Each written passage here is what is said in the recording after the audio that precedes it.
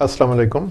इस महीने की फ़ंड मैनेजमेंट रिपोर्ट में हम ये बात करते हैं कि एक एवरेज इन्वेस्टर के पास इन्वेस्टमेंट ऑप्शंस क्या हैं पाकिस्तान में, और इन इन्वेस्टमेंट ऑप्शंस की हिस्टोरिकल परफॉर्मेंस क्या रही है। जो एक मेन मोड ऑफ इन्वेस्टमेंट है लोगों का पिछले 60 साल से, वो बैंक डिपॉज़िट है। बैंक डिपॉज़िट पर जो अगर आप एवरेज देखें पिछले 15 साल में, तो जो छोटे इन्वेस्टर्स हैं जो करंट या सेविंग अकाउंट में थे, उनको तो एवरेज रिटर्न तकरीबन 3 से 5% मिला, और जो बड़े इन्वेस्टर्स थे उनको, या जो टर्म डिपॉजिट्स में थे, उनको तकरीबन 9% तक का एवरेज रिटर्न मिला। तो बैंक्स पर रिटर्न रिलेटिवली कम रहा। इसके मुकाबले में अगर आप डिफेंस सेविंग सर्टिफिकेट्स देखें तो उसका रिटर्न तकरीबन, जहाँ पे बैंक का 9% रहा, डिफेंस सेविंग सर्टिफिकेट्स का रिटर्न 12.5% रहा। और अगर आप स्टॉक मार्केट की परफॉर्मेंस देखें पिछले 15 साल की, तो स्टॉक मार्केट का एवरेज रिटर्न 15% साल के करीब रहा। मगर इसका ये मतलब नहीं है कि स्टॉक मार्केट का हर साल का रिटर्न 15% है। बीच में ऐसे भी साल आए कि एक साल में स्टॉक मार्केट 90% बढ़ गई, और ऐसे भी साल आए कि एक साल में स्टॉक मार्केट 40-50% गिर गई। तो स्टॉक मार्केट की जो परफॉर्मेंस है वो वॉलेटाइल है। अगर हम अमाउंट ऑफ इन्वेस्टमेंट देखें तो बैंकों में इस टाइम तकरीबन 6 ट्रिलियन रुपया पड़ा हुआ है, जो 6000 अरब रुपया बनता है। और नेशनल सेविंग स्कीम्स में तकरीबन 2 ट्रिलियन 2000 अरब के करीब इन्वेस्टेड है। और स्टॉक मार्केट में अगर हम देखें कि पब्लिक का पैसा कितना है, तो वो 1 ट्रिलियन 1000 अरब से भी कम है। और स्टॉक मार्केट में इन्वेस्टर्स की तादाद जो है वो 3 लाख से भी कम है। तो हाई रिस्क की वजह से जनरली स्टॉक मार्केट में लोग नहीं गए। अगर हम इसी को कन्वर्ट कर लें और इस तरह देखें, किसी ने अगर 100 रुपया 15 साल पहले डाला था, अगर बैंक में डाला था, तो उसका जो 100 रुपया है, अगर तो वो 9% पे ग्रो करेगा, जो कि टर्म डिपॉजिट्स पे बैंक ने दिया, तो वो तकरीबन 300 रुपये बन जाता है। और अगर वो छोटे इन्वेस्टर्स को जो रिटर्न दिया बैंक ने, तो वो तो बहुत कम बनता है, 100 रुपया 150-200 रुपये से ऊपर नहीं जाता 15 साल में भी। इसके मुकाबले में अगर हम देखें national saving schemes, defence saving certificate specially, तो 100 रुपया अगर किसी ने इन्वेस्ट किया था 15 साल पहले, तो आज उसका 100 रुपया 600 रुपया हो गया। और अगर हम स्टॉक मार्केट में देखें तो किसी ने 100 रुपया अगर स्टॉक मार्केट में डाला था 15 साल पहले, तो आज वो 750 रुपया हो गया। तो सबसे ज़्यादा जो कमाया वो स्टॉक मार्केट में कमाया, मगर उसमें वॉलेटिलिटी भी रिलेटिवली हाई है। इसी के मुकाबले में अगर हम देखें कि जो चीज़ 100 रुपये की थी आज से 15 साल पहले, आज उसकी कीमत तकरीबन 300 रुपये हो चुकी है। तो इस हिसाब से जिन लोगों ने पैसा बैंक में रखा, उन्होंने रियल रिटर्न कुछ नहीं कमाया। सिर्फ जो लोग नेशनल सेविंग स्कीम्स में गए उनका रिटर्न बेहतर था, और जो लोग स्टॉक मार्केट में गए उन्होंने रियल रिटर्न कमाया। मगर नेशनल सेविंग स्कीम्स में भी रिसेंटली रिटर्न काफ़ी कम हो गया। बीच में साल थे जब रिटर्न बहुत ज़्यादा था, मगर अब रिटर्न ग्रेजुअली कम हो गया। एक रीज़न जो स्टॉक मार्केट में लोग कम जाते हैं कि स्टॉक मार्केट वॉलेटाइल है, और ख़ास तौर पे पाकिस्तानी स्टॉक मार्केट की वॉलेटिलिटी 25% के करीब रही है। तो काफ़ी वॉलेटाइल होने की वजह से लोग स्टॉक मार्केट को अवॉइड करते हैं। अब वॉलेटिलिटी कम करने के 1-2 तरीके हैं। एक तो ये है कि इन्वेस्टर को ग्रेजुअली पैसा स्टॉक मार्केट में इन्वेस्ट करना चाहिए, एकदम सारा पैसा स्टॉक मार्केट में नहीं डालना चाहिए। और दूसरा इसका तरीका ये है कि बजाय ये कि सारा पैसा स्टॉक मार्केट में डाल दें, कुछ पैसा स्टॉक मार्केट में आप इन्वेस्ट करें, कुछ पैसा आप बैंक्स में रखें, रियल एस्टेट में रखें, तो अपने आप को डाइवर्सिफाई करें। और तीसरा तरीका ये है कि आप म्यूचुअल फंड्स के थ्रू जाएं, क्योंकि म्यूचुअल फंड्स में जनरली वो एक्सपर्टीज़ होती हैं जिसमें वो आपका रिस्क रिलेटिवली कम कर देते हैं। नफ़ा ने अगस्त 2010 में नफ़ा एसेट एलोकेशन फ़ंड लॉन्च किया, और ये फ़ंड स्टॉक मार्केट में भी जाता है। ये फ़ंड मनी मार्केट, जिसमें ट्रेजरी बिल्स और बैंक डिपॉजिट्स हैं, वहाँ भी इन्वेस्ट करता है। और ये फ़ंड AA कैटेगरी के TFCs में भी इन्वेस्ट करता है। हमारा जो मेन मकसद था इस फ़ंड को लॉन्च करने का, वो रिस्क को कम करना था। और हमारा ऑब्जेक्टिव ये था कि जहाँ के स्टॉक मार्केट का रिस्क 25% है, हम इस फ़ंड का जो रिस्क है, वॉलेटिलिटी है, उसको 7% से नीचे मेंटेन करें। और अल्लाह के फजल से हम इसमें कामयाबी हुए। पिछले 18 महीने में इस फ़ंड की वॉलेटिलिटी तकरीबन 5% के करीब रही, और इस फ़ंड का जो रिटर्न है वो स्टॉक मार्केट से भी बेहतर रहा। पिछले 18 महीने में इस फ़ंड ने 33% का रिटर्न दिया है। और हमें उम्मीद है इंशाल्लाह कि आस्ता आस्ता जो इन्वेस्टर्स को ये रियलाइजेशन होगी कि ऐसी इन्वेस्टमेंट्स भी हैं जिसमें रिस्क स्टॉक मार्केट से कम है, मगर उसका रिटर्न अच्छा है, तो ये फ़ंड हमारा अच्छा ग्रो करेगा।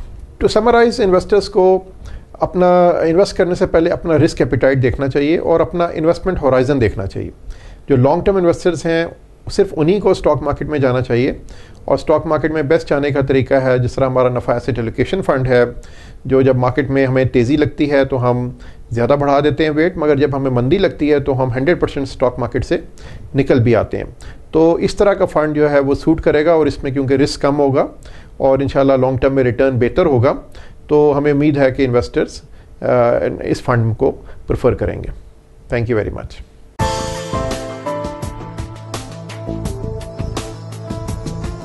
हम बात करते हैं कैपिटल मार्केट की। तो जो ये मंथ ऑफ फरवरी था, इसमें स्टॉक मार्केट ने जो अपवर्ड ट्रेंड था जो हमने लास्ट मंथ में देखा था, इसको कंटिन्यू किया है और 8.5% का रिटर्न इस मंथ के अंदर स्टॉक मार्केट ने पोस्ट किया है। जो की फैक्टर्स थे स्टॉक मार्केट की इस अच्छी परफॉर्मेंस के, एक तो ये था कि जो कैपिटल गेन टैक्स की रिलैक्सेशन की गवर्नमेंट ने अनाउंस किया था, उसके अंदर काफ़ी हमने पॉजिटिव डेवलपमेंट्स देखी हैं इस महीने में। इसके अलावा जो कंपनीज थी उन्हें अपने रिजल्ट सीजन में काफ़ी अच्छे रिजल्ट दिए हैं, और इसके अलावा उन्हें पे आउट भी उनका अच्छा था। इसके साथ साथ अगर हम देखें तो ट्रेडिंग एक्टिविटी जो थी वो काफ़ी इम्प्रूव हुई है, और जो वर्ल्ड वाइड जो स्टॉक मार्केट की जो परफॉर्मेंस है वो काफ़ी इम्प्रूव हुई है। तो इसकी वजह से जो फॉरेन इन्वेस्टर था उसने भी अपनी फ्रेश पोजीशंस जो हैं मार्केट के अंदर ली। इसके अलावा पाक यूएस रिलेशन जो थे जो काफ़ी स्ट्रेसफुल रहे हैं पास्ट फ्यू मंथ्स में, उसके अंदर भी हमने थोड़ी सी बेहतरी देखी है। तो ये सारे फैक्टर्स जो थे वो स्टॉक मार्केट की अच्छी परफॉर्मेंस की वजह बने हैं। अगर हम अभी मार्केट की वैल्यूएशंस की बात करें तो इस वक्त जो हमारे एस्टिमेट्स हैं उसके मुताबिक 7.2 का जो मल्टीपल है, अर्निंग मल्टीपल पे मार्केट इस वक्त है, और इसके ऊपर 8% के जो डिविडेंड यील्ड जो है ऑफर कर रही है। तो आगे हम अगर देखें तो जो की फैक्टर जो स्टॉक मार्केट को ड्राइव करेंगे वो एक तो ये है कि फॉरेन इन्वेस्टमेंट फ्लो जो है वो कैसा रहता है, इसके अलावा इंटरेस्ट रेट के ऊपर और इन्फ्लेशन का जो आउटलुक है वो कैसे दिखती है। इसके साथ साथ पाक यूएस रिलेशंस ये भी बड़े इंपॉर्टेंट रोल प्ले करेंगे, और इसके अलावा जो फॉरेन इनफ्लोज हैं एफडीआई के फॉर्म में या किसी और फॉर्म में वो किस तरह से मटीरियलाइज होते हैं, तो यही स्टॉक मार्केट की डायरेक्शन को डिटरमिन करेंगे। अगर हम इंटरेस्ट रेट के ऊपर बात करें फिक्स इनकम कैटेगरी साइड के ऊपर, तो हम जो स्टेट बैंक था अपनी उसने लास्ट मॉनेटरी पॉलिसी स्टेटमेंट थी उसके अंदर इंटरेस्ट रेट को 12% के ऊपर होल्ड किया है। मार्केट तो एक्सपेक्ट कर रही थी कि शायद इंटरेस्ट रेट जो हैं वो हम नीचे देख सकते हैं, लेकिन स्टेट बैंक ने जो रीज़न बताई हैं, एक तो ये था कि गवर्नमेंट जो है वो बहुत ज़्यादा बारो कर रही है स्टेट बैंक से और कमर्शियल बैंक से। इसके साथ साथ जो हमारा एक्सटर्नल अकाउंट था वो भी काफ़ी वीकन हुआ है, और इसके साथ साथ ये भी थे कि जो फॉरेन इन्फ्लोज थे वो हम ना होने के बराबर हमने देखे हैं। तो ये सारी वजह थी जो कि लिक्विडिटी के ऊपर भी प्रेशर डाल रही हैं, और जो फिस्कल डेफिसिट है वो बढ़ रहा है। तो ये सारे फैक्टर्स थे जिसने स्टेट बैंक को जो है वो रिस्ट्रिक्ट किया है कि वो अपने डिस्काउंट रेट को वो है वो मेंटेन करे।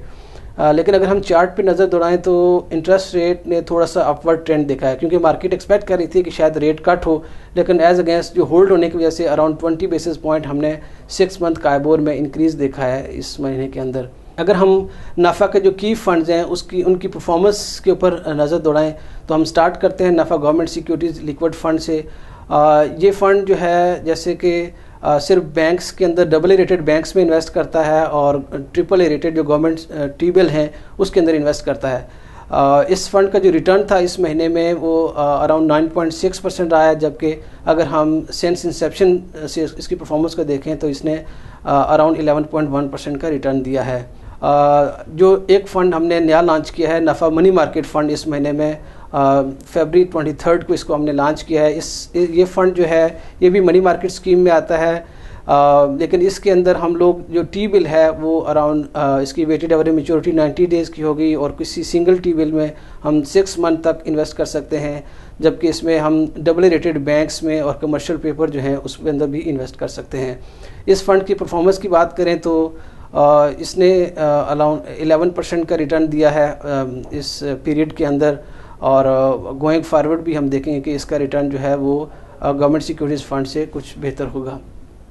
नेक्स्ट फंड जिस पे हम बात करेंगे की फ़ंड जो है नफ़ा का, वो नफ़ा सेविंग प्लस फ़ंड है। ये फ़ंड भी जो है गवर्नमेंट पाकिस्तान की ट्रेजरी बिल्स में इन्वेस्ट करता है, इसके साथ साथ ये बैंक्स में इन्वेस्ट करता है और MTS में भी इन्वेस्टमेंट कर सकता है। इस फंड की अगर हम परफॉर्मेंस की बात करें तो इस महीने के अंदर इस फंड ने 10.5% का रिटर्न दिया है, जबकि अगर हम इसकी सिंस इंसेप्शन से इसकी परफॉर्मेंस को देखें तो अराउंड 10.7% का इसने रिटर्न दिया है। नेक्स्ट फंड जो है फिक्स इनकम कैटेगरी पे वो है नफ़ा रिबा फ्री सेविंग फंड।